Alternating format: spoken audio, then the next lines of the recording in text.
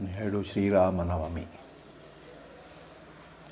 చైత్రశుద్ధ నవమి పునర్వసు నక్షత్రమునందు కౌసల్యాదేవి గర్భమున శ్రీమన్నారాయణమూర్తి అంశతో కోసలరాజైన దశరథునకు ప్రథమ కుమారుడుగా శ్రీరామచంద్రమూర్తి జన్మించారు. రాముడు అన్న పేరే చాలా గొప్పది. ఎంత అందమైనదో అంత గందరగోళమైంది కూడా. రాముడిని గుర్తెరిగిన వాళ్ళు ఇద్దరో ముగ్గురో. ఒక వశిష్ఠుడికి రాముడంటే ఏమిటో తెలుసు, విశ్వామిత్రుడికి రాముడంటే ఏమిటో తెలుసు. ఇలాగ రాముడి గురించి తెలిసిన వాళ్ళు ఒక నలుగురు ఐదుగురు ఆ తరంలో ఉండేవాళ్ళు. మిగిలిన వాళ్ళందరికీ రాముడు దశరథుడి యొక్క కుమారుడే. రాముడు కూడా తనను తాను అవతారం అని ఎప్పుడూ చెప్పుకోలేదు. నేను కూడా కోసలేంద్రుని యొక్క కుమారుణ్ణని మాత్రమే చెప్పుకున్నాడు. దాశరథి అని చెప్పుకున్నాడు. రాముని యొక్క తత్వాన్ని చెప్పడానికి అతి గొప్ప ఆధారాలుగా శ్రీరామ పూర్వతాపిన్యుపనిషత్తు, శ్రీరామ ఉత్తరతాపిన్యుపనిషత్తు, రామరహస్యోపనిషత్తు, సీతోపనిషత్తు అనే 4 ఉపనిషత్తులలో రాముని యొక్క తత్వమును చెప్పడం జరిగింది. రామనామము తారకనామము. నమో నారాయణాయ అనే అష్టాక్షరిలో ఉండే రాశబ్దము, నమః శివాయ అనే పంచాక్షరి ఉండే మహాశబ్దము కలిసి రామనామము ఏర్పడింది. ఇది తారకము, ఇహపర తారకము. తారకము అంటే మూర్త తారకము, అమూర్త తారకము అని 2 యోగ స్థితులు ఉన్నాయి. ఈ 2 స్థితులు అమనస్కానికి త్రోవతీస్తాయి. ఆ అమనస్క స్థితిని దాటడానికి ఈ తారకం అనేది ఉపాధిగా ఉపయోగపడుతుంది. శ్రీ సీతారామాంజనేయ సంవాదం అనేటువంటి యోగ గ్రంథంలో సాంఖ్య తారక అమనస్కములు మూడింట్లోనూ ముందు తారకాన్ని చర్చించి, తర్వాత సాంఖ్యమును చర్చించి, తర్వాత అమనస్కమును చర్చించడం అనేటువంటిది జరుగుతూ వచ్చింది. ఎవరి రాముడు? రాముడి యొక్క స్వరూపం ఏమిటి? రాముడి యొక్క తత్వం ఏమిటి?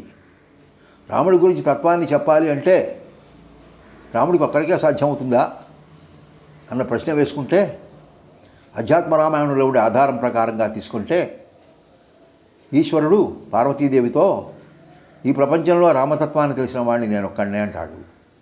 అది రాముడి అనుగ్రహం వల్ల నేను తెలుసుకున్నాను అని చెబుతాడు.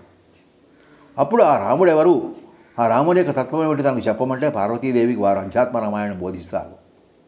ఆ పార్వతీ దగ్గర నుంచి వచ్చిన దాన్ని బ్రహ్మ నుంచి నారదుడు, నారదుడి నుంచి భూజనులు అందరూ కూడా దాన్ని పొందుతారు. అందులో రాముడు ఎవరు అనే మాటకి ఒక సూత్రం చెబుతారు సీతమ్మ వారు. రామం విద్ధి పరంబ్రహ్మ అంటారు. రాముని పరబ్రహ్మగా తెలుసుకున్నాము. మరి నువ్వెవరు తల్లి అని అడుగుతాడు ఆంజనేయ స్వామి. మాం విద్ధి మూల ప్రకృతిం అని చెప్పేసి చెప్తాడు. కాబట్టి ఆమె అమ్మవారు నేను మూల ప్రకృతిని అంటారు. రాముడు పరబ్రహ్మ. కాబట్టి పరబ్రహ్మకు ప్రకృతికి మధ్య ఉండేటువంటి అయనము ఏదైతే ఉందో, ఆ రమణీయమైన ఏదైతే ఉందో అదే రామాయణం. కాబట్టి ఈ రామాయణం యొక్క మహాకావ్యము వాల్మీకి చేత వ్రాయబడిందని చెప్తున్నారు.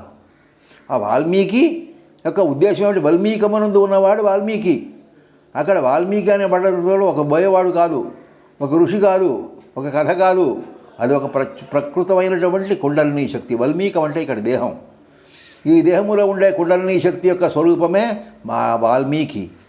ఆ వాల్మీకి నాదబిందు కళ అనుభవంతో శక్తి స్వరూపాన్ని గ్రహించి శక్తికి ఉపాధిగా కనబడుతూ శక్తియే అయి నటిస్తూ శక్తిగా కాకుండా ఉంటూ శక్తిని కూడా నిర్వహింపబడేటువంటి ఒకానొక స్థితిలో ఉన్నటువంటి ఆ రామతత్వాన్ని తానుగా చెప్తూ ప్రజలందరికీ బోధించారు.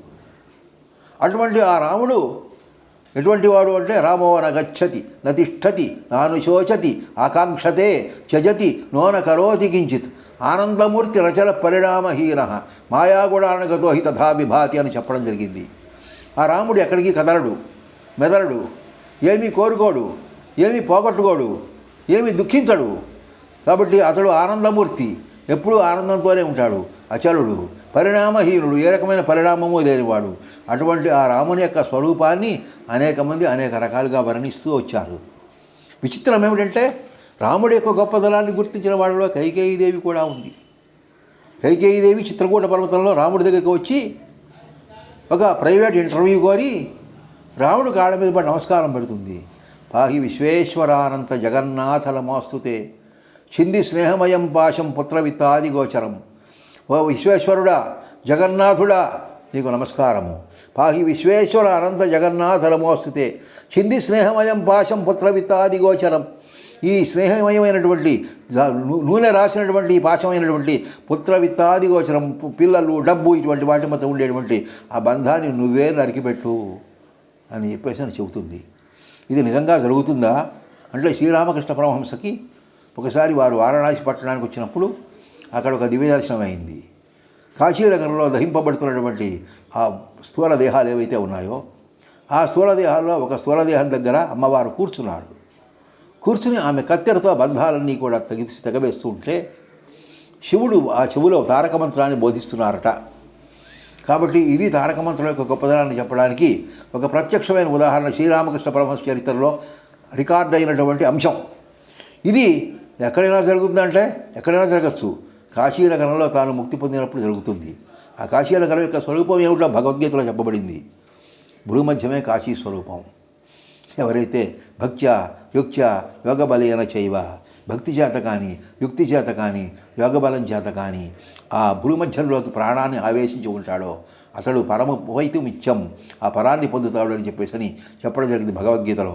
అదే సాంప్రదాయము రామ రామ రామ రామ అని చెప్పేసి మనం అన్నప్పుడు ఆ రామ అనేటువంటి తత్వము మన అడుగుల ప్రతి శరీరంలోనూ కూడా అగ్నిశుద్ధి కలిగించి శుద్ధిని, స్ఫూర్తిని, వికాసాన్ని, ప్రజ్ఞానాన్ని కలిగించి మన్ని రామానుజతత్వంతో సంప్రీతులుగా చేసి సదా రామ రామ రామ రామ రామ రామ భావాలను మనం ఎప్పుడు కూడా పొందాలని అనుకుంటాము. కాబట్టి ఆ రామతత్వం యొక్క గొప్పతనాన్ని మనకు చాలామంది చాలా రకాల పద్ధతుల్లో వర్ణించారు. నానా జ్ఞాన విశేష మంత్రవిత్తం చక్వా సుధీరే భృశం రామం శ్యామతరం స్మరార్ హృదయే భాంతం భజద్వం బుధా అని చెప్పేసి మనకి శబరి చెబుతుంది. నానా జ్ఞాన విశేష మంత్రవిత్తం చక్వా సుధీరే భృశం, అన్ని రకాలైనటువంటి జ్ఞానాలని కూడా పక్కన పారేసి రామం శ్యామతరం స్మరార్ హృదయే భాంతం భజద్వం బుధా, శివుడి యొక్క హృదయంలో ప్రకాశించే ఆ రాముడినే పూజించాలి, ఆ శివుడి యొక్క హృదయంలో భావించేవాడు ఆ రాముడినే కీర్తించాలి అని చెప్పేసి చెప్పబడింది. కాబట్టి ఆ రాముని యొక్క తత్వము, రాముని యొక్క నామము, రామాయణము మూడు కూడా ప్రతి ఒక్కరికి అనుసరణీయమే. రామాయణము ఒక ఆదర్శము, రామనామము ఒక మంత్రము, రామతత్వము ఒక ఆలోచన. కాబట్టి ఒక మనోవాకాయ కర్మలకు సమన్వయం కలగజేసేటువంటి ఈ రామాయణాన్ని, రాముణ్ణి, రామనామాన్ని, రామతత్వాన్ని, రామచరితానికి అన్నిటికీ నమస్కారము.